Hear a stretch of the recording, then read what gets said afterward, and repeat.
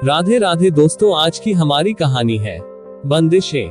College से घर आते ही उर्मी ने बैग को एक किनारे सरकाया और बोली, मम्मी मुझे आज रात रूबी के भाई की सगाई में जाना है। मुझसे नहीं, अपने पापा से पूछ लो, वे इजाजत दे देते हैं तो मुझे कोई इतराज नहीं। मैं आपसे पूछ रही हूँ, मेरे लिए पापा से बढ़कर आप हैं। आज मैं किसी की बात नहीं सुनूंगी। मुझे जाना है तो बस जाना है। बहुत हो गई आपकी पाबंदियां। ऐसा नहीं कहते बेटा, पापा जो करते हैं तुम्हारी भलाई के लिए करते हैं। तुम्हें उनकी भलाई दिखाई देती है। मुझे लगता है वे मेरे सबसे बड़े दुश्मन हैं, जो इस तरह सताकर मुझसे बदला ले रहे हैं। इतना कहकर वह दंदनाती हुई अपने कमरे में चली गई और अंदर से दरवाजा बंद कर लिया। लोकेश माँ बेटी के बीच हुई सारी बातें सुन रहे थे। उन्हें खुद समझ नहीं आ रहा था उर्मी को कैसे समझाएं। दिन प्रतिदिन वह बगावती होती जा रही है। मम्मी पापा की कोई बात सुनने के लिए राजी ही नहीं होती। उसे पापा की हिदायतें पहले से ही पसंद नहीं थी, लेकिन अब उसे अपने पापा बहुत बुरे लगते हैं, जो हर समय उसे नसीहत ही देते रहते हैं। ज्योति ड्राइंग रूम में आकर बोली, तुमने उर्मी की बातें सुन ली हैं। मुझे समझ नहीं आता इसे कैसे समझाऊं। बाहर का माहौल देखकर भी इसकी समझ में कुछ नहीं आता है। इसे अपने साथी दिखाई देते हैं कि वे क्या कर रहे हैं। मम्मी पापा क्या कह रहे हैं इससे कोई मतलब नहीं। लड़की जवान हो गई है, अब उस पर ज्यादा बंदिशें लगाना ठीक नहीं है। लोकेश, ये तुम क्या कह रही हो? क्या करूं, मैं उसकी माँ हूँ। उसे इस तरह तनाव में नहीं देख सकती। ठीक है, वह जाना चाहती है तो जाए। याद रखे रात 9 बजे मैं खुद उसे लेने रूबी के घर आ जाऊंगा। तब उसे बुरा नहीं लगना चाहिए। बाप बेटी के बीच में ज्योति बुरी तरह पिस रही थी। उसे समझ नहीं आता वह किसका साथ दे। बेटी को देखती तो लगता है जमाने के हिसाब से उसका नजरिया सही है, और लोकेश से बात करती तब भी यही महसूस होता है कि वह अपने अनुभवों से सही कह रहे हैं। दो रिश्तों के बीच में फंसी वह कभी किसी एक के हक में निर्णय ले ही नहीं पाती। बहुत देर बाद उर्मी कमरे से बाहर निकली। उसके चेहरे पर अभी तक तनाव की लकीरें दिखाई दे रही थी। ज्योति बोली, उर्मी समझने की कोशिश किया करो। तुम हमारी इकलौती औलाद हो। हमें तुम्हारी बहुत चिंता रहती है। चिंता करना बुरी बात नहीं है। मम्मी आपकी चिंताओं ने मेरा सांस लेना तक दूसरे बार कर दिया है। मेरे दोस्त मेरा कितना मजाक उड़ाते हैं। आप सोच भी नहीं सकती वे मेरे बारे में क्या कुछ कहते हैं। ठीक है, चली जाना, लेकिन याद रखना 9 बजे तेरे पापा तुम्हें लेने आ जाएंगे। इस समय उर्मी को ज्यादा बहस करना ठीक नहीं लगा। आज उसकी जिद के आगे पापा ने उसे कुछ घंटे दोस्तों के साथ बिताने की छूट दे दी थी। उसने सोच लिया बगैर बगावत के उसकी समस्या का हल नहीं निकल सकता, लिहाजा वह अपनी बात मनवाने के लिए बगावती तेवर अपनाएगी। शाम को सबसे पहले उर्मी को आया देख रूबी बोली, तुम इस समय यहाँ क्यों? क्या हो गया? मैं नहीं आ सकती। क्यों नहीं आ सकती हो? लेकिन पहली बार तुम्हें शाम के समय घर से बाहर देख रही हूँ। हम तो यार दोस्तों के साथ देर रात तक मौज मस्ती करते हैं। एक तुम हो जो अंधेरा होते ही घर में छुपकर बैठ जाती हो। अब ताने बंद भी कर दो। मैं यहाँ मस्ती करने आई हूँ, ना कि तेरी जली कटी बातें सुनने के लिए। कुछ ही देर में उनके और दोस्त वहाँ पहुँच गए। सबने फंक्शन का खूब लुत्फ उठाया। उर्मी की नजर घड़ी पर लगी हुई थी। जैसे ही वह चलने को तैयार हुई, सार्थक बोला, मैं तुम्हें छोड़ देता हूँ। नहीं यार, कहीं पापा ने देख लिया तो कयामत आ जाएगी। इतनी रात को अकेले कैसे जाओगी? अकेले कहाँ, मेरे पापा बाहर खड़े मेरा इंतजार कर रहे होंगे। बोलकर वह खुद ही हंस दी। इससे ज्यादा सार्थक के पास उससे पूछने के लिए कुछ भी न था। वह उसका सबसे अच्छा दोस्त था। वे दोनों कई सालों से एक दूसरे को जानते थे और अब उनकी दोस्ती प्यार में बदलने लगी थी। सार्थक ये बात उससे कई बार कह चुका था, लेकिन उर्मी ने अभी तक अपनी ओर से इजहार नहीं किया था। वह पापा से डरती थी कि वे इस रिश्ते के लिए कभी राजी नहीं होंगे। गेट के सामने दूसरी ओर लोकेश उर्मी का इंतजार कर रहे थे। उसने सार्थक को अपने साथ बाहर आने से मना कर दिया था। गाड़ी देखकर वह उस ओर बढ़ गई। पापा ने पूछा, कैसा रहा आज का फंक्शन? बहुत अच्छा। पहली बार इतनी देर तक घर से बाहर दोस्तों के साथ समय बिताने का मौका मिला। अच्छी बात है, कहकर लोकेश ने बात खत्म कर दी। रास्ते भर दोनों ने कोई बात नहीं की। उर्मी आज अपनी बात मनवाकर बहुत खुश थी। वह सोच रही थी कि पापा चाहते तो इंटर करने के बाद उसे किसी अच्छे कॉलेज में घर से बाहर पढ़ने के लिए भेज सकते थे, लेकिन उन्होंने उसे बीएससी करने के लिए मजबूर किया। उसने कहा भी, पापा मैं इंजीनियरिंग करना चाहती हूँ। लड़कियों के लिए सबसे अच्छी टीचिंग लाइन होती है। मैं चाहता हूँ तुम एमएससी करके पीएचडी करो और किसी यूनिवर्सिटी में पढ़ाओ, तुम्हारे भविष्य के लिए यही अच्छा रहेगा।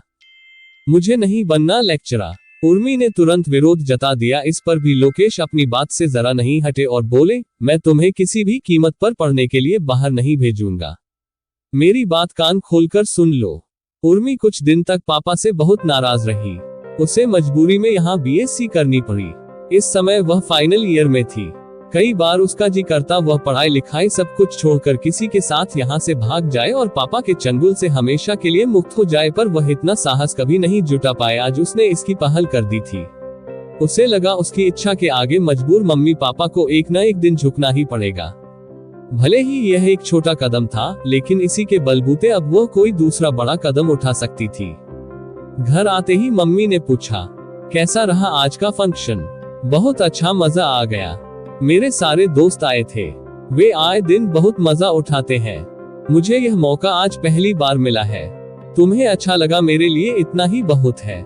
रात काफी हो गई है, अब सो जाओ, ज्योति बोली और अपने कमरे की ओर बढ़ गई। लोकेश को आज नींद नहीं आ रही थी। ज्योति ने पूछा, क्या हुआ? उर्मी की मनमानी हद से ज्यादा बढ़ती जा रही है। तुम उसे समझाती क्यों नहीं हो?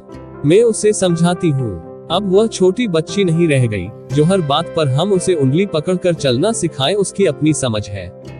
उसे अपने दोस्तों की जिंदगी ज्यादा अच्छी लगती है। हमें उस पर प्रतिबंध नहीं लगाने चाहिए। ज्योति की बात सुनकर लोकेश चुप हो गए। कुछ ही महीनों में उर्मी के एग्जाम शुरू हो गए थे। इस बार भी उसने सबसे अच्छा प्रदर्शन कर कॉलेज में टॉप किया था। वह फिजिक्स में एमएससी करना चाहती थी। उसे यकीन था इस विषय की मदद से वह इंजीनियरिंग क्षेत्र में घुसने का प्रयास कर सकती है। पापा उसके चुनाव से सहमत थे। सार्थक ने इसी साल एमएससी पूरी कर ली थी।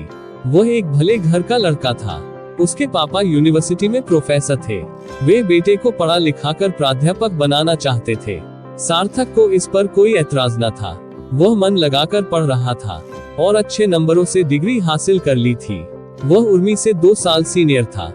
उर्मी ने सोच लिया वह बहुत जल्दी बगावत करके पापा को इस बारे में सब कुछ बता देगी। अब वह उसे छोटे समारोह में जाने से नहीं रोकते थे, लेकिन रात में उसे घर से बाहर रहने की इजाजत अभी भी न थी।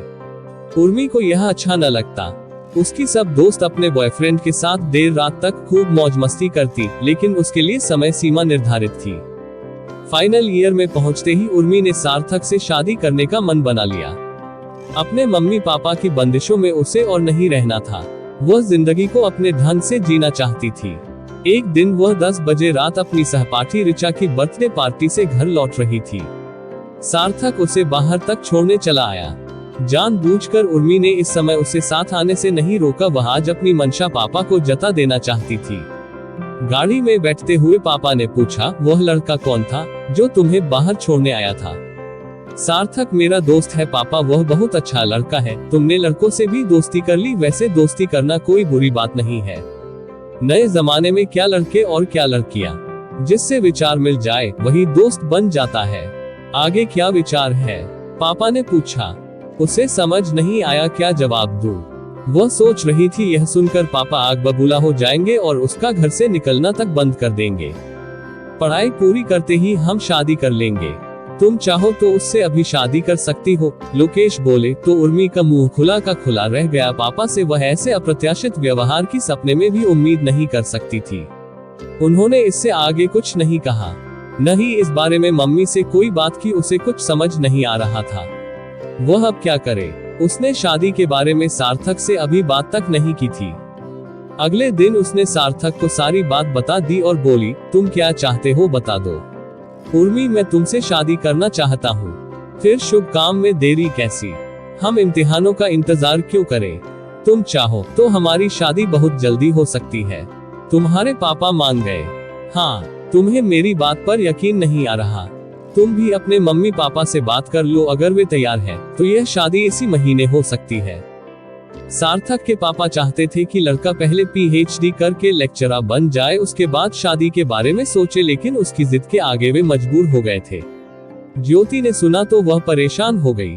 तुम सच में उर्मी की शादी सार्थक से करने के लिए राजी हो? हाँ, तुम जान रही हो वह हमारी बंदिशों से छूटना चाहती है। मुझे अब उसे आजाद करना ही ठीक लग रहा है। दोनों परिवारों की रजामंदी से सार्थक और उर्मी की महीने भर के अंदर शादी हो गई। उर्मी खुशी खुशी ससुराल चली गई। विदाई के समय उसकी आंखों में आंसू तक न निकले थे। उर्मी को लगा जैसे वह आसमान में एक खुले पक्षी की तरह उड़ रही हो, जहां उसे रोकने टोकने वाला कोई नहीं था। उसने सपने में भी नहीं सोचा था कि पापा उसके पसंद के लड़के से इतनी जल्दी उसकी शादी करा देंगे।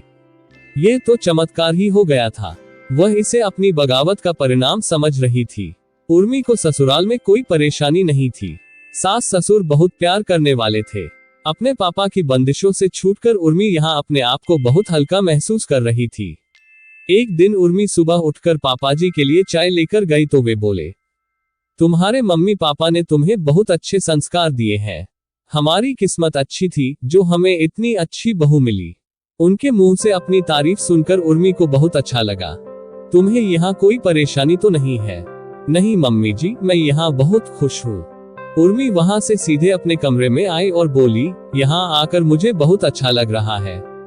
सार्थक, सच में पापाजी कितने अच्छे हैं। मेरा बहुत ख्याल रखते हैं। एक मेरे पापा है जो, तुम्हारे पापा भी बहुत अच्छे हैं। तुम्हें उनके बारे में ऐसा नहीं सोचना चाहिए। सार्थक उसे बीच में टोकते हुए बोला, तुम उन्हें जानते ही कितना समय हो गया जो उनकी तरफदारी कर रहे हो। मैंने उनके साथ जो भुगता है वह मैं ही जानती हूँ। मैंने उन्हें जितना जाना है उसे देखकर कह सकता हूँ, वह एक बेमिसाल पापा है। केयरिंग और दूसरों की इच्छा का सम्मान करने वाले। मैं कहना नहीं चाहता था, लेकिन तुम मुझे मजबूर कर रही हो। वे तुम्हारी इतनी केयर करते थे कि उनके पास तुम्हारे सारे दोस्तों की पूरी कुंडली थी। यह क्या कह रहे हो? मैं सच कह रहा हूँ। पापाजी को पता था तुम मुझसे प्यार करती हो। उन्होंने मेरी कुंडली भी अच्छी तरह छान ली थी। यहाँ तक कि वे एडमिशन के बहाने पापा से भी कॉलेज में मिलने गए थे। पूरी तरह संतुष्ट होने के बाद उन्हें तुम्हारी मेरी दोस्ती पर कोई एतराज नहीं था। तभी वे इतनी जल्दी शादी के लिए तैयार हो गए। और क्या जानते हो तुम उनके बारे में? कहूंगा तो तुम्हें लगेगा मैंने तुम्हें ये सब पहले क्यों नहीं बताया। ये सच है कि कुछ साल पहले उनके सीनियर राघव की बहन के साथ कुछ दोस्तों ने कोल्ड ड्रिंक में नशा मिलाकर उसके साथ हैवानियत की। उसके बाद उसे मारकर जंगल में फेंक दिया। इस घटना से वे बहुत डर गए और तुम्हें लेकर सचेत रहने लगे। वे बहुत जिम्मेदार और केयरिंग पापा है। तुम उनके बारे में बहुत गलत सोचती हो। उन्होंने यह बात मुझे क्यों नहीं बताई? तुम उनकी बात पर कभी यकीन नहीं करती। तुम सोचती वे तुम्हें झूठी कहानी सुना रहे हैं। कोई भी माँ बाप अपने बच्चों का बुरा नहीं चाहते। उनकी दिली इच्छा रहती है कि उनके बच्चे हमेशा खुश रहें और शादी के बाद दोनों घरों का मान भी रखें। सार्थक की बात सुनकर उर्मी चुप हो गई। आज उसे पापा के लिए कहे शब्दों पर बड़ा खेद हो रहा था। वह अपने पापा के लिए क्या कुछ नहीं कहती थी। वे चुपचाप सुनते रहते थे, कभी प्रतिकार नहीं करते थे। इस पर भी वे उसे घर से बाहर रहने की ढील नहीं देते थे। शायद यह उनकी सजगता का परिणाम था कि आज वह इतने अच्छे घर की बहू बनकर खुशहाल जिंदगी जी रही थी। उर्मी का जी चाहा अभी पापा से मिलने चली जाए, लेकिन झिझक के कारण चुप रही। सार्थक उसकी मनोदशा को भांप रहा था। वह बोला, अच्छी शुरुआत में देर नहीं करनी चाहिए। उर्मी, तुम चाहो तो उनसे फोन पर बात कर सकती हो। उसने मम्मी को फोन मिलाया। थोड़ी देर बात करके वह बोली, पापा कहाँ है? ड्राइंग रूम में टीवी देख रहे हैं। बात करोगी उनसे? कहकर मम्मी ने फोन लोकेश को थमा दिया। कैसी हो उर्मी? पापा बोले तो बदले में उन्हें उर्मी की सिसकियों के साथ इतना ही सुनाई दिया, आई मिस यू पापा। उधर से भी रूंधे गले से पापा की आवाज आई, हमेशा खुश रहना बेटी, हमें तुम्हारी बहुत याद आती है।